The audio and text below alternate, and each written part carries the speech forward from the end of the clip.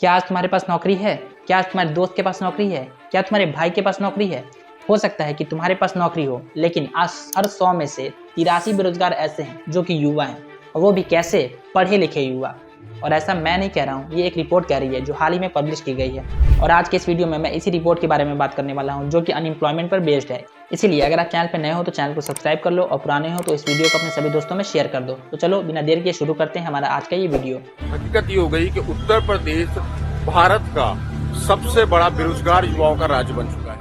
एक इंसान अपनी लाइफ के 15 साल एक डिग्री के पीछे स्पेंड करता है, लेकिन इसके बदले उसे क्या मिलता है? आज भारत में 5 करोड़ से ज्यादा लोग अनएम्प्लॉयड हैं। That India's youth account for 83% of the unemployed population. Thousands of people have lost their jobs across companies and sectors.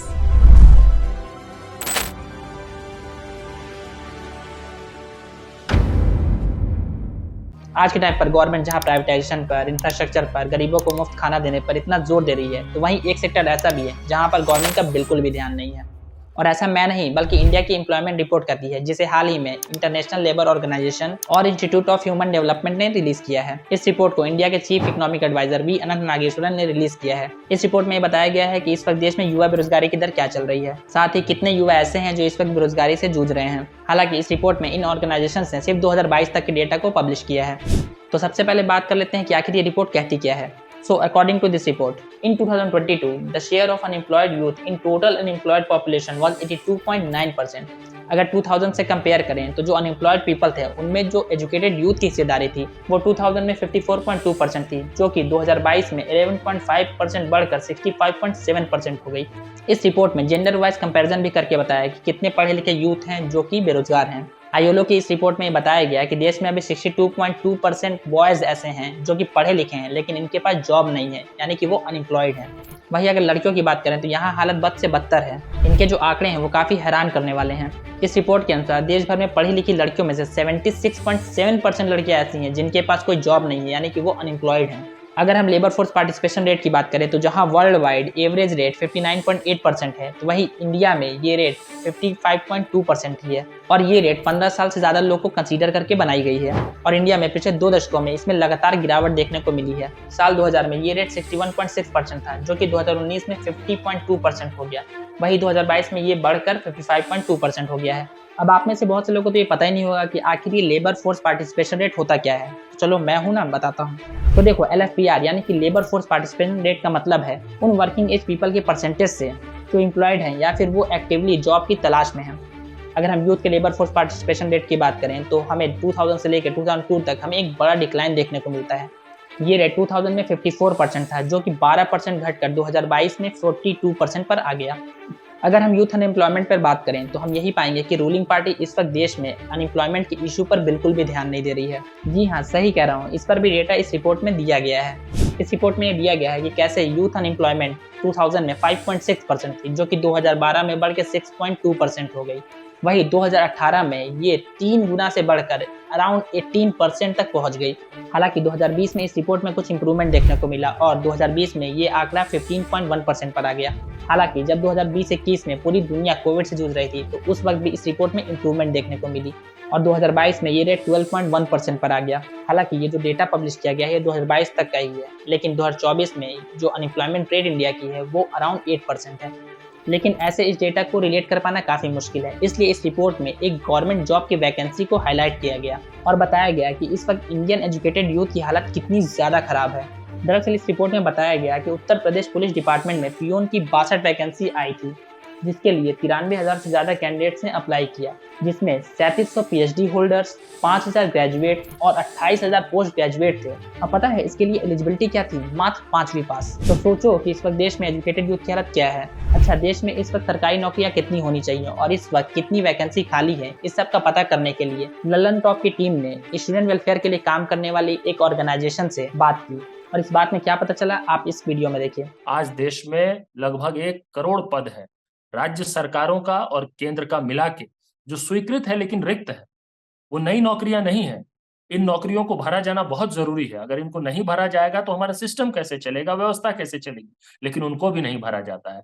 और मेरा तो ये कहना है, ये जो 3-4% है, इस पर भी कई लोगों के सवाल आते हैं कि कैसे इतने लोगों को नौकरी दे दी जाए। भाई साहब, दुनिया के किसी देश में जाके आप देख लीजिए, वो किसी भी तरह के मॉडल ऑफ इकोनॉमी को फॉलो कर रहे हो, वो पूंजीवादी अर्थव्यवस्था हो, वो socialist model of economy follow कर रहे हो, किसी भी देश में कुल रोजगार का कम से कम 9%, 10%, 15%, 20% है, जो सरकारी क्षेत्र में होता है।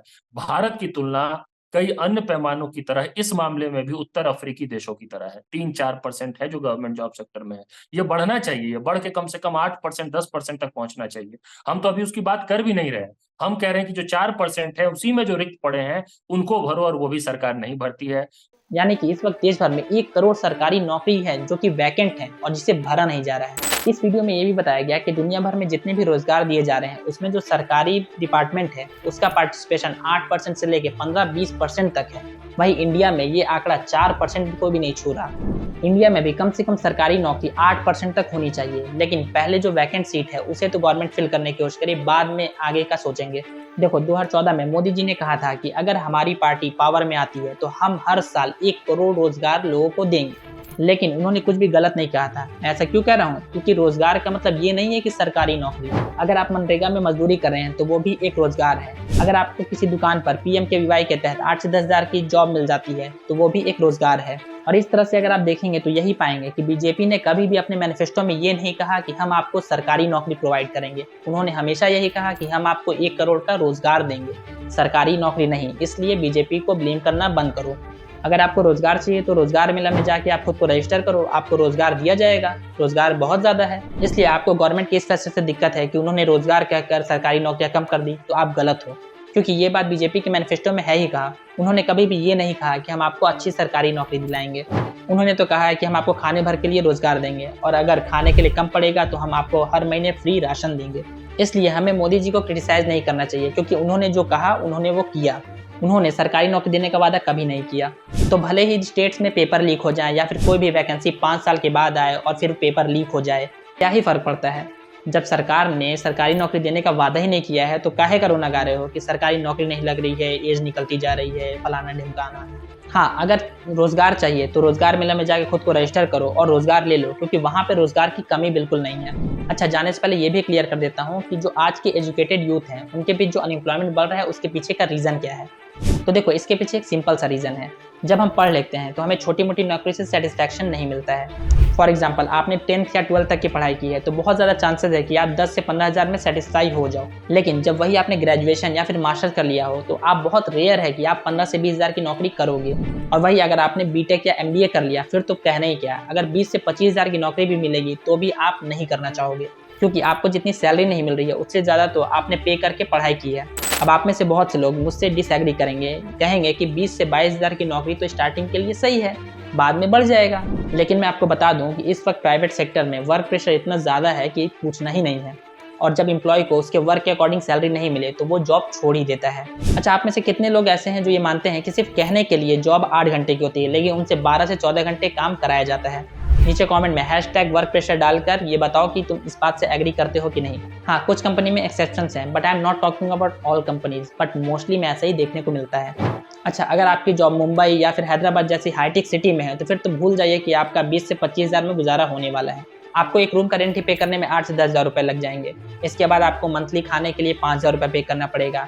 अब डेली अप डाउन जो करोगे तुम अपने घर से लेकर ऑफिस तक, उसका पर डे के 100 के हिसाब से 3 हज़ार रुपये हो गए। इसके अलावा आप डेली अपने दोस्तों के साथ चाय सुट्टा मारोगे, तो इसके बाद तुम्हारी सैलरी बचेगी ही क्या? और जब बचेगी नहीं तो तुम अपने घर वालों को क्या भेजोगे? इसलिए बहुत से लोग हाईटेक सिटी में इतनी कम सैलरी में काम ही नहीं करना चाहते हैं। तुम मेरी इस बात से एग्री करते हो या डिसएग्री? इस चीज़ को कमेंट में #लो इनकम जॉब डालकर एग्री या डिसएग्री लिखो। तो आई होप कि आपको मेरे आज के इस वीडियो से अनएम्प्लॉयमेंट के इस इशू को समझने में काफ़ी ज़्यादा आसानी हुई है।